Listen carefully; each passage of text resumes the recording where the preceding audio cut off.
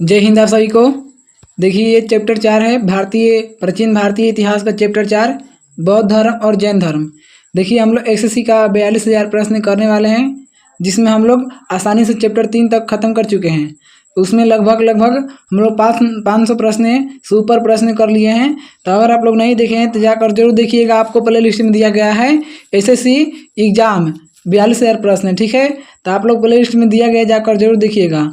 और आप लोग इस चैनल पर नए होंगे तो चैनल को सब्सक्राइब करके बेल आइकन को जरूर दबाइएगा। वीडियो को भी लाइक कर लीजिएगा।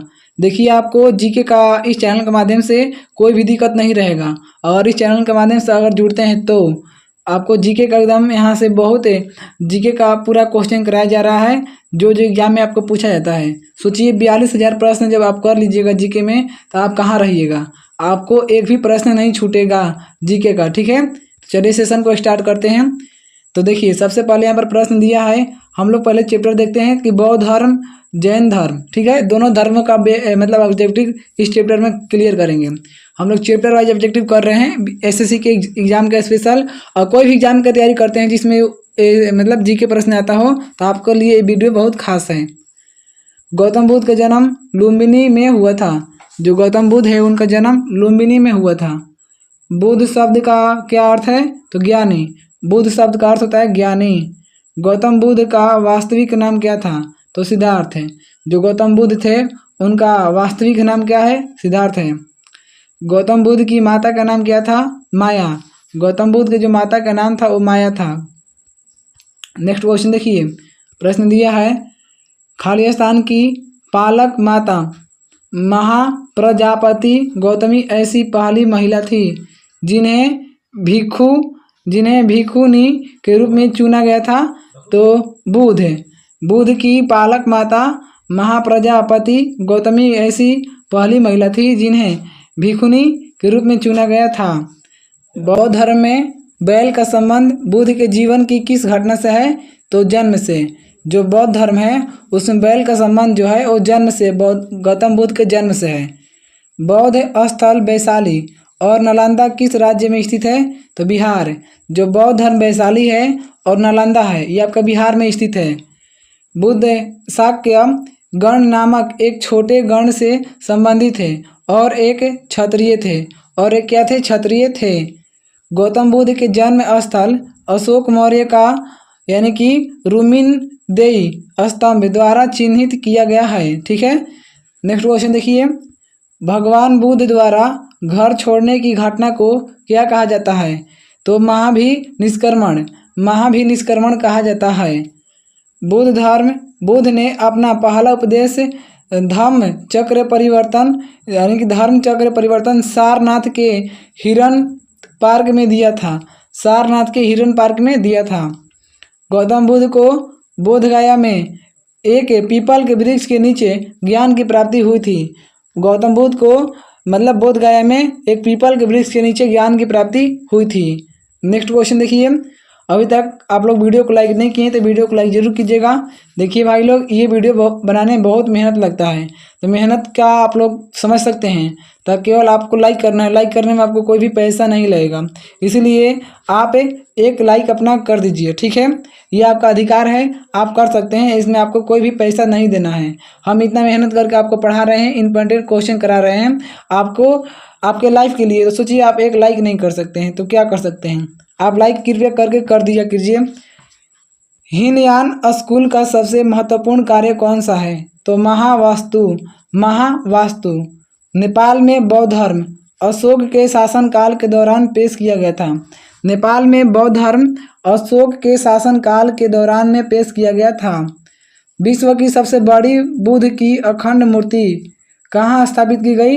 तो बामियान में स्थापित की गई थी मतलब गौतम बुद्ध की सबसे बड़ी मूर्ति। नेक्स्ट क्वेश्चन देखिए, नीचे दिए गए कथनों में से कौन सा कथन सही है? तो गौतम बुद्ध शाक्य गण के नाम से जाने जाने वाले एक छोटे गण से संबंधित थे और वे एक क्षत्रिय थे। गौतम बुद्ध का निधन कुशीनगर में हुआ था। तो यहाँ पर दोनों सही है, 1 और 2 दोनों। लायन कैपिटल का निर्माण बुद्ध के पहले उपदेश की ऐतिहासिक घटना की स्मृति में बनाया गया था। जो लायन कैपिटल का निर्माण है वो बुद्ध के पहले उपदेश की ऐतिहासिक घटना के स्मृति में बनाया गया था। नेक्स्ट क्वेश्चन देखिए, किस स्थान पर महापरिनिर्वाण बुद्ध के अवशेष मिले थे? यह वह स्थान है जहां पर 6.1 मीटर लंबी शयन मुद्रा में बुद्ध की प्रतिमा का निर्माण किया गया है। तो वो जगह है कुशीनगर। कुशीनगर में गौतम बुद्ध के प्रतिमा 6.1 मीटर लंबी बनाया गया है। बौद्धों के अनुसार गौतम बुद्ध का अगला अवतार किसे माना जाता है? तो मैत्रेय को। गौतम बुद्ध के अनुसार गौतम बुद्ध का जो अगला अवतार है वो मैत्रेय को माना जाता है, मैत्रेय को। नेक्स्ट क्वेश्चन देखिए, बौद्ध धर्म के प्रवर्तक गौतम बुद्ध प्राचीन भारत में महाजनपद काल के दौरान किस गणतांत्रिक राज्य के राजकुमार थे? तो शाक्य के। शाक्य के राजकुमार थे गौतम बुद्ध। चीनी यात्रियों ने भारत का दौरा मुख्यतः इसलिए किया क्योंकि वे बौद्ध धर्म में रुचि रखते थे। जो चीनी यात्री थे वो भारत की यात्रा इसलिए किए थे क्योंकि वो बौद्ध धर्म को उनका बौद्ध धर्म में बहुत ज़्यादा रुचि था। चौखंडी स्तूप भारत के किस राज्य में स्थित एक बौद्ध स्मारक है? तो उत्तर प्रदेश में। जो चौखंडी स्तूप है वो भारत के किस राज्य में स्थित एक बौद्ध स्मारक है?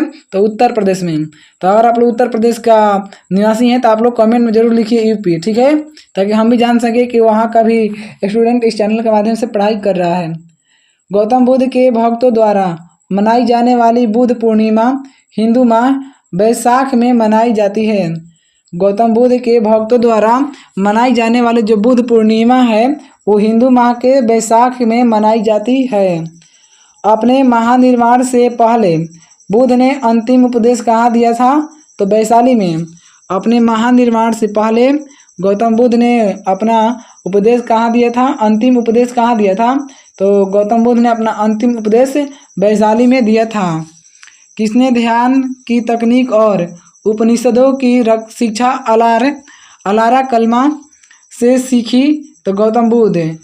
किसने ध्यान की जो तकनीक और उपनिषदों की जो शिक्षा है अलारा कलमा से सीखी है? तो अलारा कलमा से गौतम बुद्ध ने सीखे हैं।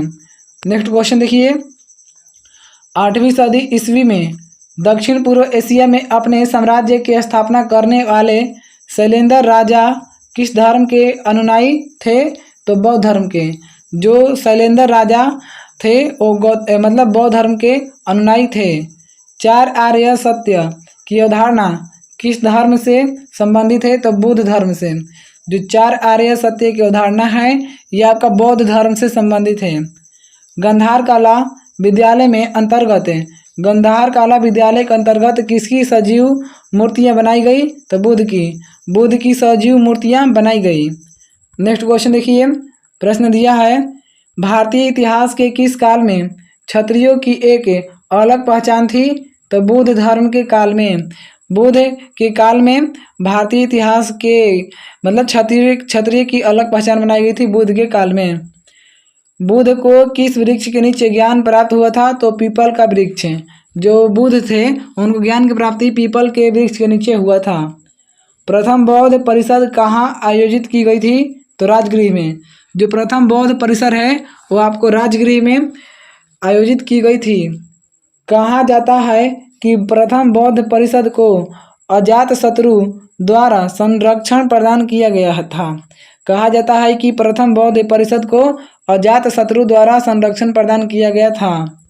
नेक्स्ट क्वेश्चन देखिए, कह प्रश्न है 383 ईसा पूर्व में द्वितीय बौद्ध परिषद का आयोजन कहाँ हुआ था? तो वैशाली में। वैशाली में हुआ था। 383 ईसा पूर्व में द्वितीय बौद्ध परिषद का आयोजन कहाँ हुआ था? तो वैशाली में।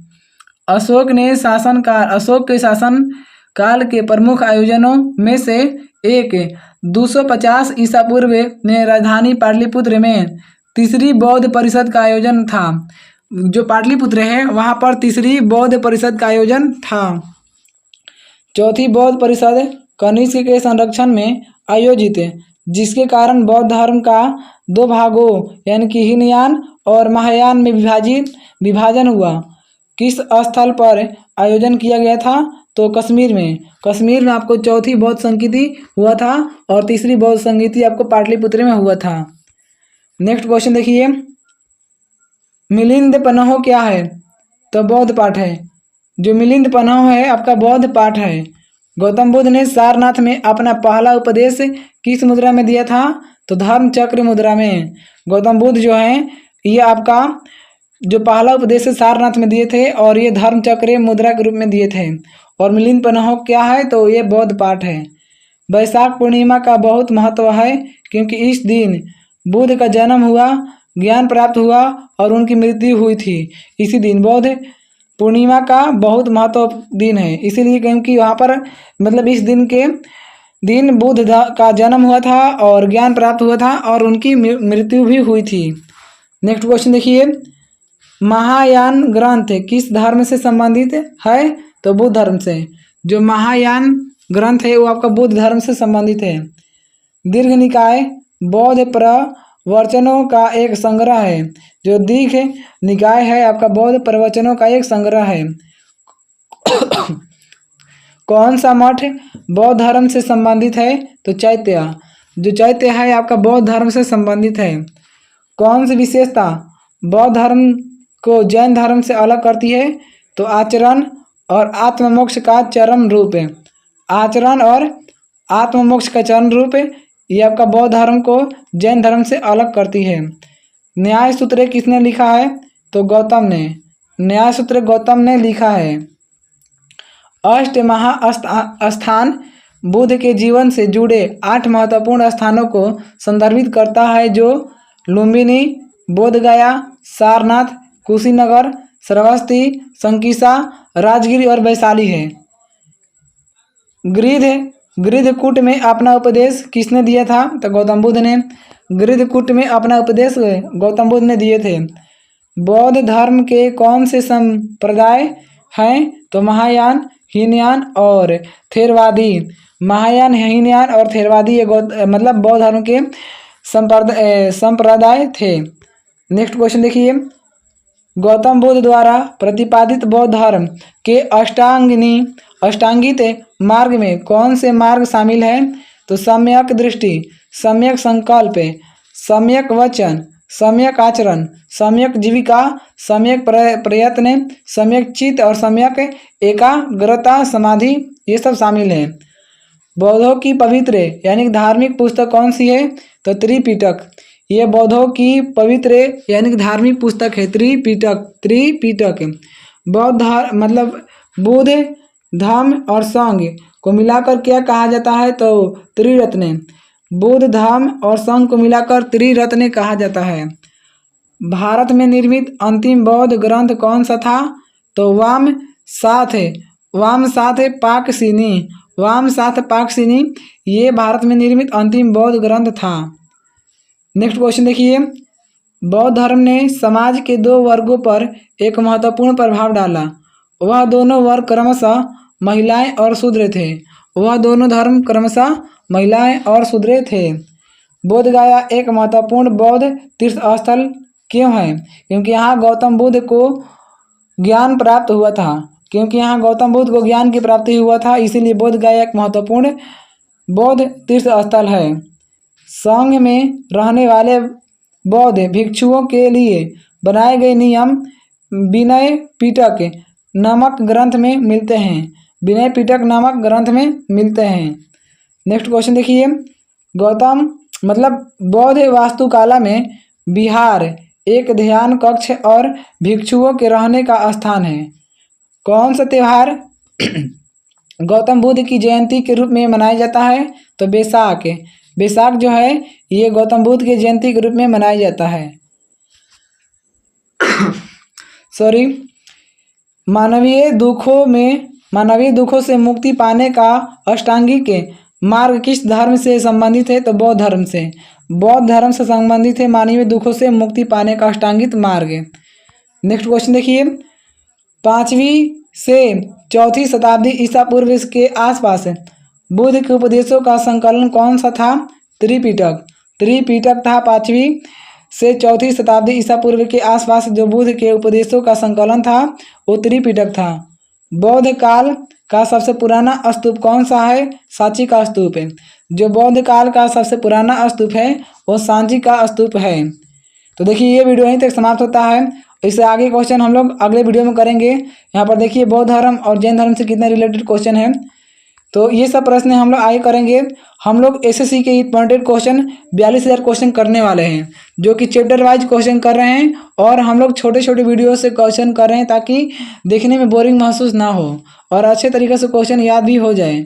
इसीलिए हम लोग अच्छे तरीके से क्वेश्चन कर रहे हैं। अगर आप लोग कोई भी एग्जाम की तैयारी करते हैं जिसमें आपका जीके प्रश्न आता हो तो आप लोग इस वीडियो को देखिए और इस चैनल को सब्सक्राइब जरूर कीजिएगा, बेल आइकन को जरूर दबाइएगा। आपको इस चैनल के माध्यम से बहुत ज़्यादा प्रॉफिट होने वाला है, ठीक है।